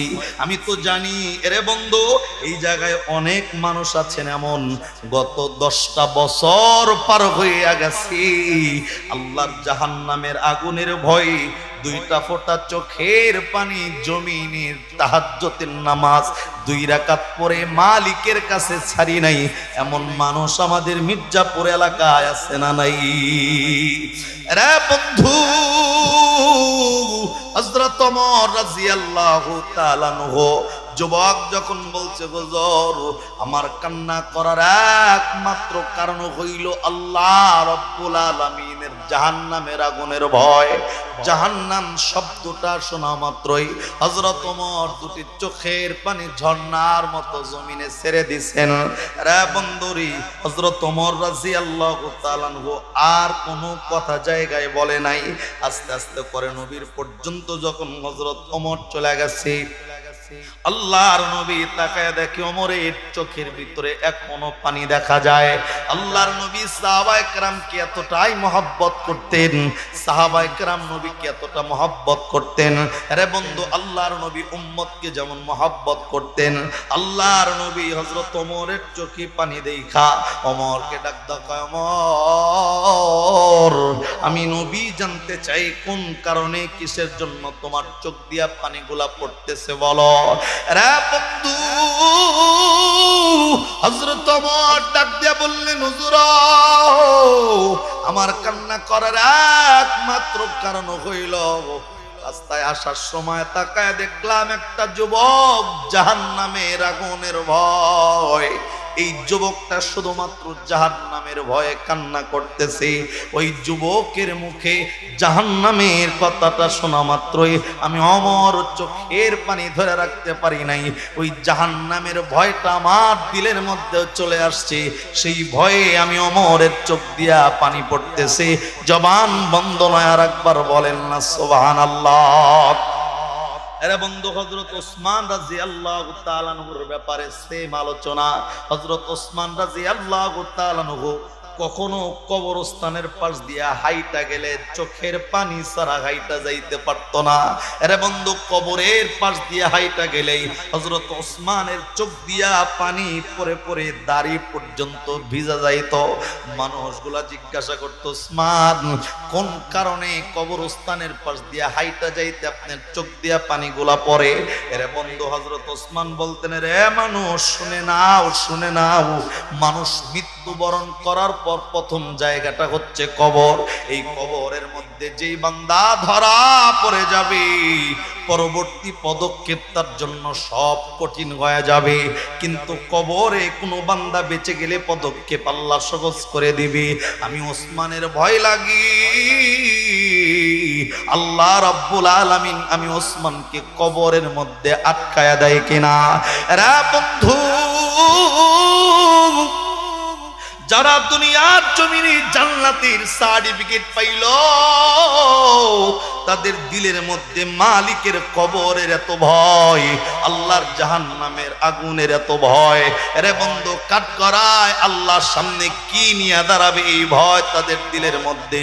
আর আপনি আমি কয়েকদিনের জিন্দিগিতে দুনিয়ার জমিনে আইসা, এরে বন্ধু, মালিকের নাফরমানি দিয়া জিন্দিগি ভরা, দিলটায় একবারের জন্য মন চায় নাই।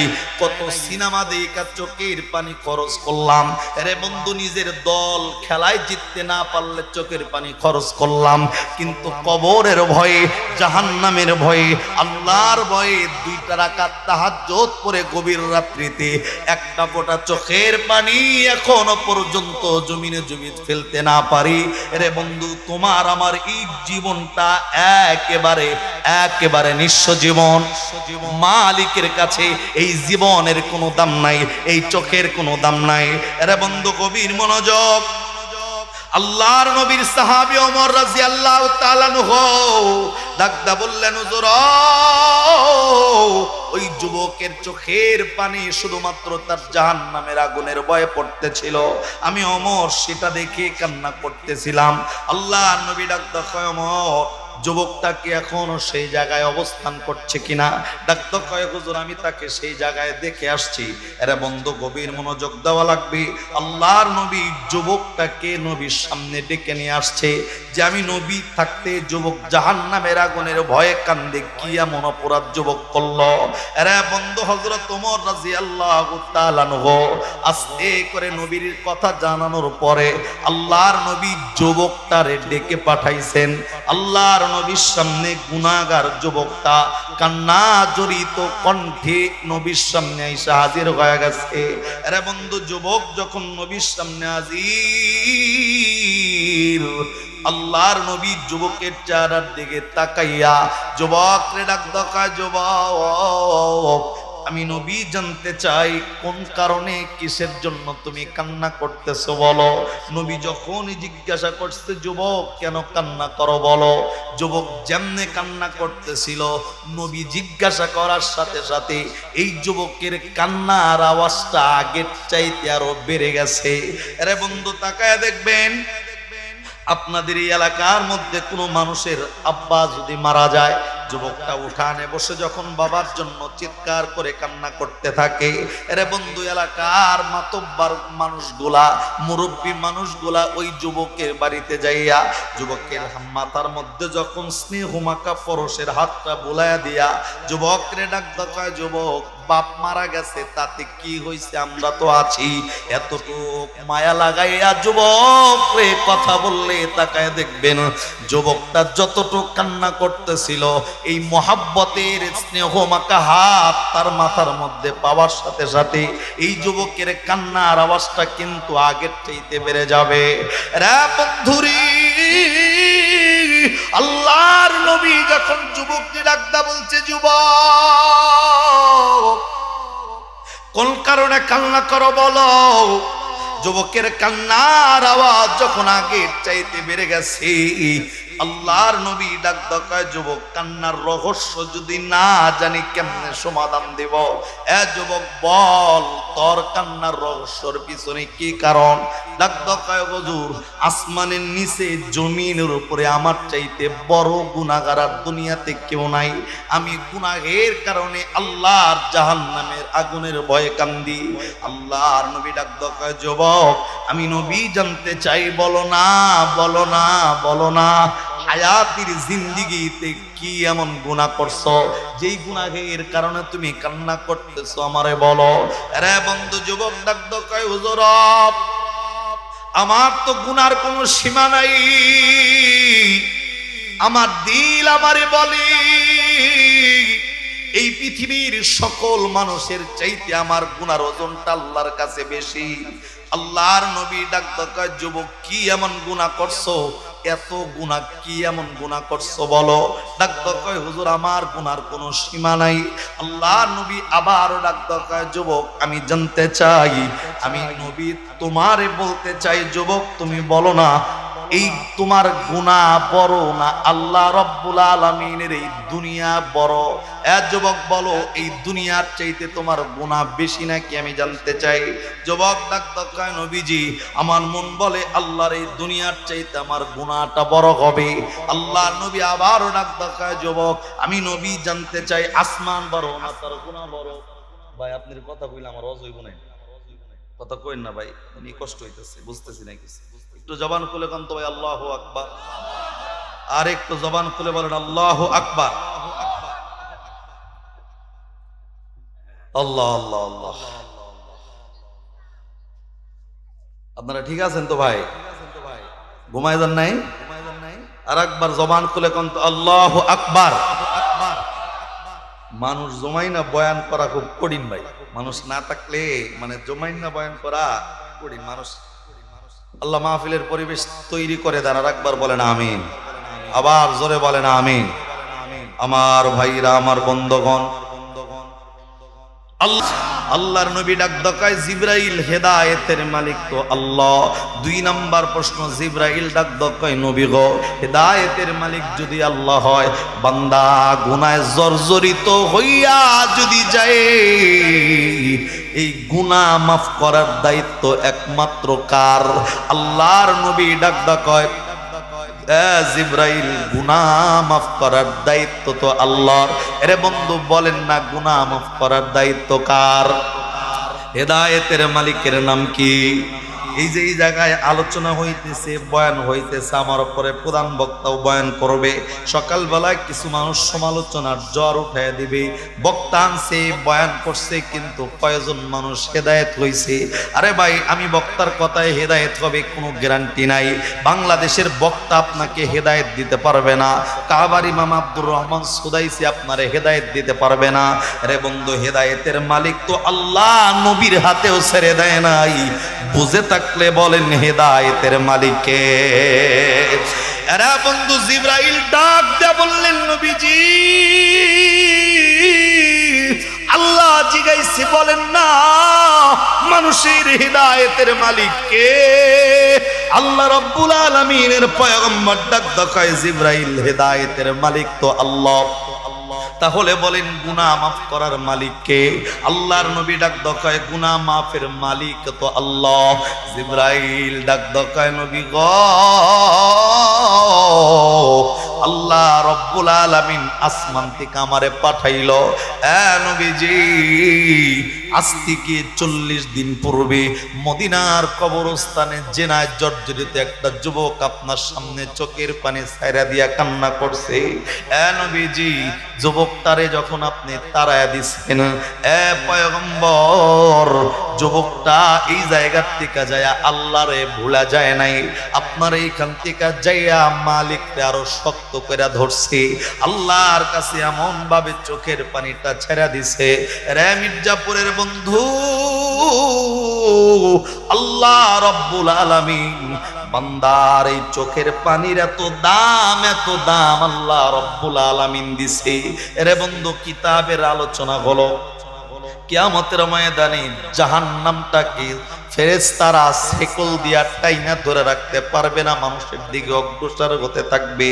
আল্লাহ রাব্বুল আলামিন অল্প কিছু পানি জাহান্নামের আগুনে ছিটায় দিলে জাহান্নামটা একেবারে শান্ত হয়ে যাবে। এরে বন্ধু, এই পানি কিন্তু জমজমের পানি আল্লাহ ছিটাবে না, কোন নদীর পানি আল্লাহ সাগরের পানি ছিটাবে না। গভীর রাত্রিতে যেই মানুষগুলা মালিকের ভয়ে, আল্লাহর জাহান্নামের আগুনের ভয়ে, ওই যে 1 ফোঁটা 2 ফোঁটা পানি মালিকের ভয়ে যে ছাড়ছে, এই পানিগুলা আল্লাহ বৃথা যাইতে দেয় না। এই পানিগুলা মালিকের কাছে আল্লাহ সংরক্ষণ করে রাখে। এরে বন্ধু, এই পানিগুলা আল্লাহ সংরক্ষণ করে রাখবে। আল্লাহ রাব্বুল আলামিন সেই ময়দানে ওই চোখের পানির একটু পানি জাহান্নামে ছিটায়া দেওয়ার সাথে সাথে উত্তপ্ত জাহান্নাম পানির মতো ঠান্ডা হয়ে যাবে। জবান বন্ধ নয় আর একবার কন্যা সুবহানাল্লাহ। রে বন্ধু, জিবরাইল আমিন নবীর ডাক দেখায়, নবীজি 40 দিন আগে আল্লাহর বান্দারে আপনি বিদায় করে দিছেন। বান্দা আল্লাহরে ভোলা যায় না, আল্লাহরে শক্ত করে ধরছে, এমন ভাবে চোখের পানি ছাড়ছে, আল্লাহ তো চোখের পানি বৃথা যাইতে দেয় না। এ পয়গম্বর, ওই বান্দার চোখের পানির বদলতে শুধুমাত্র ওই বান্দারে আল্লাহ মাফ কইরা দিয়া ক্ষান্ত হয় নাই। আল্লাহ তো কোরআনের আয়াতটাও নাজিল করছে, সূরা ফুরকান 19 পারার 5 পৃষ্ঠা 2 নম্বর লাইনের 70 নম্বর আয়াত। আল্লাহ তো বর্ণনা হইল, ইল্লা মান তাবা ওয়া আমানা ওয়া আমিলা আমালান সলিহান ফাউলাইকা ইউবাদদিলুল্লাহু সাইয়্যাতিহিম হাসানাত ওয়া কানাল্লাহু গফুরুর রহিম। আওয়াজ করে আবার পড়েন আল্লাহু আকবার। জিবরাইল আমিন নবীর ডাক দিয়া বললেন, নবীজি, আল্লাহ তো এই আয়াতের মধ্যে জানাইছেন, গুনাহগার বান্দা যতই গুনাহ করুক না কেন, আল্লাহর কাছে যদি গুনার জন্য আত্মসমর্পণ করে যদি মাপ চায়, আল্লাহর ওয়াদা, আল্লাহ তো 1 নম্বরে বান্দার অন্তরের দিকে তাকায়া সাচ্চা নিয়ত যদি থাকে, সাচ্চা তওবা যদি হয়, আল্লাহ গুনাহ মাফ কইরা দিব। 2 নম্বরে উলাইকা ইউবাদদিলুল্লাহু সাইয়্যাতিহিম হাসানাত, আল্লাহ রাব্বুল আলামিন শুধু গুনাহ মাফ কইরা দিবে ব্যাপারটা এমন নয়। যেই পরিমাণ গুনাহ নিয়া বান্দা মাপ চেয়েছিল, আল্লাহ রাব্বুল আলামিন ওই বান্দার আমলনামায় ওই পরিমাণ নেকি আল্লাহ গুনাহ পরিবর্তন করে নেকি দ্বারা বান্দার পরিবর্তন করে আল্লাহ তার আমলনামার মধ্যে তুলে দিবি। আবার আওয়াজ করে বলেন না সুবহানাল্লাহ। জিবরাইল আমিন ডাক দিয়া বললেন, পয়গম্বর, ওই গুনাহ জর্জরিত বান্দার চোখের পানির কারণে আল্লাহ শুধুমাত্র ওই বান্দার গুনাহকে মাফ কইরা দেয় নাই, আল্লাহ গুনাহগুলা মাফ কইরা দিয়া ওই বান্দার গুনাহগুলা নেকির দ্বারা পরিবর্তন করে ওই বান্দার আমলনামায় সহি তওবার বিনিময়ে আল্লাহ তার আমলনামায় তুলে দিছি। জবান বন্ধ নয়, আর একবার বলেন সুবহানাল্লাহ। আরে বন্ধু, আল্লাহর নবী আল্লাহর বান্দারে ডাকতে পাঠাইছে, যাও বান্দারে ডাইকা নিয়ে আসো। আরে বন্ধু, সাহাবীরা যাইয়া তাকায়া দেখি যুবকটা এখন গুনাহের কারণে চোখের পানি মালিকের দরবারে ফেলতেছিল। আল্লাহর নবীর কাছে নিয়ে হাজির করছেন। আল্লাহর নবী তাকায়া দেখি যুবকটা এখনো চোখ দিয়া পানিগুলা ছাড়তেছিল। রে বন্ধু, কি পরিমাণ দিলের মধ্যে জাহান্নামের আগুনের ভয় থাকলে একাধারে এতদিন পর্যন্ত আল্লাহর কাছে চোখের পানি ছাড়া যায়? রে বন্ধুরে, আল্লাহর নবী যখন তাকায় দেখেন যুবকটা চোখের পানি এখনো ছাড়তেছে, আল্লাহর নবী যুবককে ডাক দেখায়, যুবক কান্না বন্ধ কর, আর কান্না করার প্রয়োজন নাই। সেই পরিমাণ মালিকের কাছে চোখের পানি ছাইরা দিয়া কাঁদছ, তোমার চোখের পানিটা আল্লাহর কাছে এত দামি হয়ে গেছে, এত দামি হয়ে গেছে, এত কবুল হয়ে গেছে। যুবক, আল্লাহ শুধুমাত্র তোর গুনাহগুলা মাফ কইরা দেয় নাই, তোর গুনাহ মাফ কইরা তোর গুনাহ পরিমাণ নেকি আল্লাহ রাব্বুল আলামিন তোর আমলনামার মধ্যে আল্লাহ দান করে দিছি। রে বন্ধু, যুবক রে আল্লাহর নবী বুকের মধ্যে জড়ায়া দইরা যুবক রে ডাক দকায়, যুবক আল্লাহ তোর পিছনের জিন্দেগীর অপরাধগুলা মাফ কইরা আল্লাহ রাব্বুল আলামিন তোরে নতুন একটা জীবন দান করে দিছে। জবান বন্ধ নয়, আর একবার বলেন না সুবহানাল্লাহ। আরে মির্জাপুরের ভাইরা, এই আলোচনার দ্বারা আমি যেটা বুঝাইতে চাইলাম, বুঝলে বলেন না, নিজের অহংকারকে ছেড়ে দিয়া, হিংসা ছেড়ে দিয়া আল্লাহর কাছে গুনাহ যদি করে থাকি আত্মসমর্পণের নিয়তে সাক্ষী দিয়া জবানটা ছেড়ে আল্লাহকে বলেন, আপনার আমার পিছনে জিন্দেগিতে গুনাহ আছে না নাই? গুনাহ যদি থেকে থাকে আমি বলবো আজকের এই মাহফিলটা জীবনের শেষ মাহফিল মনে করে ভিতরের অহংকারটা ছেড়ে দিয়া, হিংসা ছেড়ে দিয়া, মুখের হাসি ছেড়ে দিয়া, সিরিয়াস মনোভাব নিয়া আজকের এই মাদ্রাসার মাহফিলে বসে অপরাধীর মতো দুইটা হাত উপরের দিকে উঠাইয়া এরে বন্ধু তওবার নিয়তে চোখটা বন্ধ করে কলিজা দিয়া আল্লাহর একটা হাত তুলে ডাক দিব, আল্লাহ। রে মানুষ আওয়াজ করে জবানটা ছেড়ে পিছনের গুনার কথা স্মরণ করে মায়া করে আল্লাহরে ডাক দেন না, আল্লাহ। রে বন্ধু, জীবনের গুনার কথা স্মরণ করে গুনাহ মাফের লক্ষ্যে আর একবার অন্তর দিয়ে আমার আল্লাহরে ডাক দেন না, আল্লাহ। আমলি আল্লাহ, জানি না আজকের এই তওবা জীবনের শেষ তওবা হয়ে যায় কিনা। আল্লাহ, আগামী কালকে সূর্যোদয় নসিবে আছে কিনা জানা নাই। আল্লাহ, আগামী কাল সকাল বেলায় ফজরের নামাজ নসিবে আছে কিনা জানা নাই। আল্লাহ, গত একদিন আগেও ভাবছি আমার জীবনটা মনে হয় আজকেও শেষ হয়ে গেল। আল্লাহ, নিঃশ্বাসটা কখন বের হয়ে যাবে জানা নাই। আল্লাহ, জিন্দেগিতে আর কোনোদিন তওবার সুযোগ হয় কিনা তাও জানা নাই। মালিক, তোমার দরবারে আজকে জীবনের শেষ তওবা মনে করে হাত বাড়ায়া দিলাম। আল্লাহ, সবাই গুনাহগার, এমন কোনো গুনাহ নাই যে গুনাহ করি নাই। আল্লাহ, তোমার কাছে অন্তর দিয়া মাপ চাই। আল্লাহ, তাকায় দেখো তোমার বান্দারা হাত তুলে তোমার কাছে মাপ চাইতেছে। আল্লাহ, প্রত্যেকটা বান্দার অন্তরের হালত তুমি জানো। যাদের অন্তরের নিয়তগুলা সহি,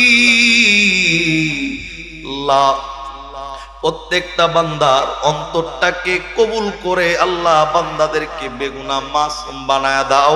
এ মুসলমান, জবান বন্ধ নয়, চিল্লায়া পড়েন আমিন। আর একবার আল্লাহকে শোনায়া দেওয়ার লক্ষ্যে পড়েন আমিন। গুনাহ মাফের লক্ষ্যে আর একবার পড়েন আমিন। গুনাহ করছি, মাপ চাইতে হবে। কার কাছে? আওয়াজ দিয়ে বলেন, আবার জোরে বলেন, কার কাছে?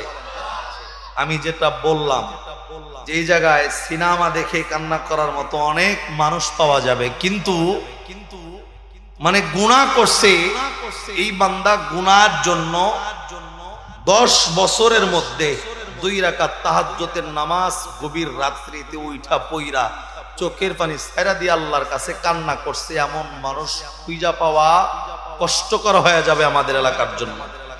বহু মানুষ আছে এমন যে গুনাহের জন্য চোখের পানি ছেড়ে দেওয়া তো দূরের কথা, নিজের ব্যক্তিগত গুনাহের কারণে যে একটু আল্লাহর কাছে হাত তুইলা কান্না করবে যে আল্লাহ আমার গুনাহগুলা মাফ করে দিই, এমন মানুষই পাওয়া যাবে না 10 বছরের মধ্যে হাতই তুলে নাই বেটা আল্লাহর কাছে। আল্লাহর তো এত প্রয়োজন হয় নাই যে আল্লাহ জোর করে আপনাকে মাফ করে দেওয়া লাগবে, আল্লাহর তো এত প্রয়োজন নাই। যদি মাফ আল্লাহর কাছে না চাই যে আল্লাহ আপনারে মাফ করার কি দরকার?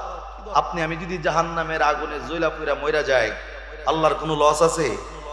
আল্লাহর তো কোনো লস নাই। আল্লাহ যদি জান্নাতে দেয় আল্লাহর কোনো লাভ নাই। আল্লাহ রাব্বুল আলামিন এই যে আয়াতটা নাজিল করছে, আমি যে আয়াতটা আপনাদের সামনে পড়া শোনাইলাম, এখানে আমরা যারা বসে আছি আমাদের বয়স সর্বোচ্চ 100 বছরের উপরে এখানে কেউ নাই। আপনার আমার বয়স যদি 100 হয়, যে আয়াতটা তেলাওয়াত করছি এই আয়াতের বয়স হলো 1500 বছর। কয় হাজার? আপনার আমার বয়স 100, এই আয়াতের বয়স 1500। তার মানে মির্জাপুরের মানুষ যে গুনাহ করবে দুনিয়াতে আইসা 1500 বছর আগে, এটা কে জানতো? জন্মের আগে জানে আল্লাহ, সৃষ্টি করছে আল্লাহ।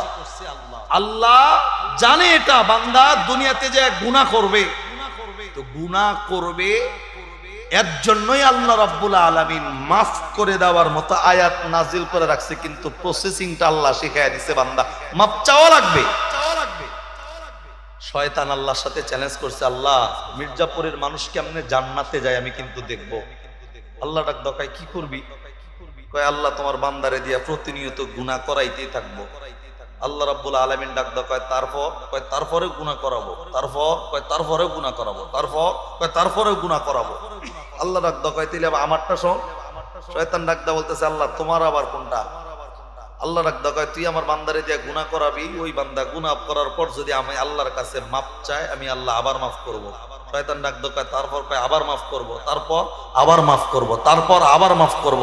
আল্লাহ ডাক দকায়, যত গুনাহ করাবি আমার বান্দা খালি আমি আল্লাহর কাছে ফিরা খাস দিলে তওবা করবে, যতবার মাফ চাইবে আমি আল্লাহ বান্দারে ততবার মাফ করব, ততবার মাফ।